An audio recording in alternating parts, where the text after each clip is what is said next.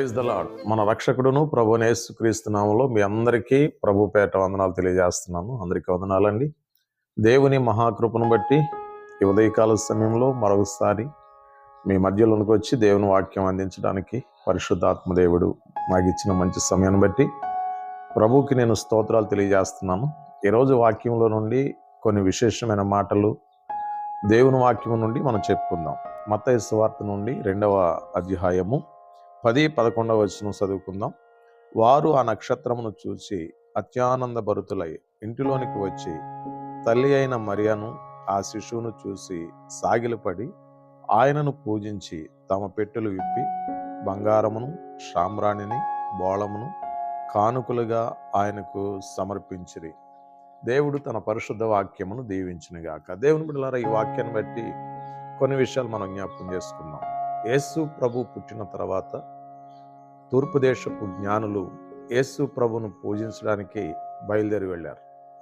ఆకాశంలో ఆ తార చూపించేటువంటి ఆ వెలుగును చూస్తూ బెత్లెహేమునకు బయలుదేరి వెళ్ళారు. యేసు ప్రభు ఉన్న చోటుకి వెళ్ళి యేసు ప్రభును పూజించడానికి, యేసు ప్రభును ఆరాధించడానికి వారు వెళ్ళారు.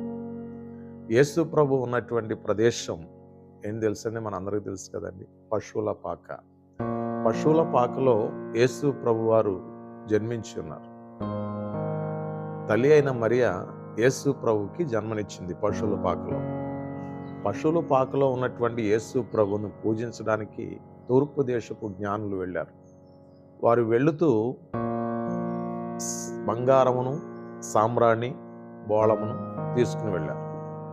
దేవుని బిడ్డలారా గమనించండి, జ్ఞానులు అనగానే మనకు బాగా అర్థమవుతుంది వారు ఎంత సామంతులో, వాళ్ళు ఎంత గొప్పవారు, వాళ్ళు ఎంత ఐశ్వర్యవంతులో, వాళ్ళు ఎంత పేరు ప్రతిష్టతలు కలిగిన వారో ఒకసారి ఆలోచించండి. దేవుని బిడ్డలారా, పశువుల పాకలో ఉన్నటువంటి యేసు ప్రభును ఆరాధించడానికి వారు వెళ్ళారు.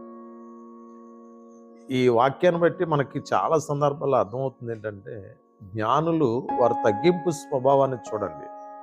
అంటే యేసు ప్రభు దగ్గరికి వెళ్ళినటువంటి జ్ఞానులు, మేము జ్ఞానులము, మేము గొప్పవారము, మేము ధనవంతులము, మేము సామంతులము, మేము ఐశ్వర్యవంతులము అని వాళ్ళు ఆలోచించలేదు. కానీ అది పశువుల పాక అని వాళ్ళు ఆలోచించలేదు. కానీ యేసు ప్రభు ఉన్న చోటకి వెళ్ళి యేసు ప్రభుని వారు ఆరాధించారు.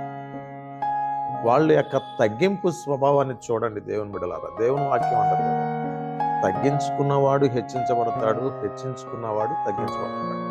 అంటే ప్రభు దగ్గరికి వచ్చేటువంటి ఎవరైనా కానివ్వండి, జ్ఞానులైనా కానివ్వండి, జ్ఞానం లేని వారైనా కానివ్వండి, ధనవంతులైనా కానివ్వండి, పేదవారైనా కానివ్వండి, ఉద్యోగస్తులైనా కానివ్వండి, ఉద్యోగం లేని వారైనా కానివ్వండి, గొప్ప గొప్ప వాళ్ళైనా కానివ్వండి, బహు వెనకబడిన వారైనా కానివ్వండి, దేవుని బిడ్డలారా, ఎవరు వెళ్ళినా యేసు ప్రభు దగ్గరికి తగ్గింపు స్వభావం నేర్చుకోవాలి. ఈరోజు చాలా మంది యేసు ప్రభు దగ్గరికి బయలుదేరి వెళ్తూ ఉంటారు. అంటే దేవుని మందిరానికి వెళ్తూ ఉంటారు. వెళ్ళిన తర్వాత ఏం కావాలండి? ప్రతి మనిషికి తగ్గింపు స్వభావం కావాలి. ప్రభువును నమ్ముకున్నాము అంటే, ప్రభువుని ఎన్నుకున్నాము అంటే, ప్రభు సన్నిధిలో మారు మనసు పొందాము అని అంటే, ప్రతి ఒక్కరికి ఏం కావాలంటే తగ్గింపు స్వభావం అనేది చాలా అవసరం. ఈ తగ్గింపు స్వభావం వలన కుటుంబంలో సమాధానం వస్తుంది, భార్యాభర్తల మధ్యలో ఐక్యత వస్తుంది, పిల్లల మధ్యలో సంతోషం ఏర్పడుతుంది, కుటుంబము ఒక పరలోకములా ఉంటుంది. దేవుని బిడ్డలారా, సమాజం కూడా బాగుపడుతుంది, గ్రామం కూడా బాగుపడుతుంది, నలుగురిలో కూడా మనకి మంచి పేరు ప్రతిష్టతలు వస్తాయి. తూర్పు దేశపు జ్ఞానులకి అంత పేరు వారికి వచ్చింది అంటే, వారి యొక్క తూర్పు దేశపు జ్ఞానులను గూర్చి బైబిల్లో రాయబడి ఉంది అని అంటే, వారి తగ్గింపు స్వభావమే వారిని అంతగా హెచ్చింపజేస్తుంది. నువ్వు ఎవరైనా కానీ ఈరోజు నీ ఇంట్లో దేవుని దగ్గర నీవు తగ్గించుకుని ఉండగలిగితే ఖచ్చితంగా ప్రభు నిన్ను ఆశీర్వదించి ముందుకు నడిపిస్తాడు. దేవుడు తన పరిశుద్ధ మాటలను దీవించునుగాక. ఆమేన్. చిన్న ప్రార్థన చేసుకుందాం. మహాపరిశుద్ధుడైన తండ్రి, మీ పరిశుద్ధమైన ఉన్నతమైన శ్రేష్టమైన గణనామానికి స్తోత్రాలు.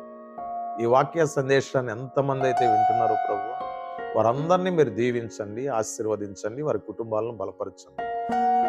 అన్ని విషయాల్లో అభివృద్ధి క్షేమం బిడలందరికీ కలిగించేయండి. దేవా, ఈ వాక్యాన్ని వీక్షిస్తున్న ప్రతి బిడను స్వస్థపరచండి. వారి అవసరతలు అక్రతలు తీర్చండి. ఈ సేవకుని యొక్క ప్రార్థన అంగీకరించి బిడల జీవితాల్లో అద్భుతం చేయండి. యేసు నామములో ప్రార్థిస్తున్నాము తండ్రి. ఆమేన్. God bless you all. దేవుడు మిమ్మల్ని దీవించిన గాక. ఆమేన్. Praise the lord.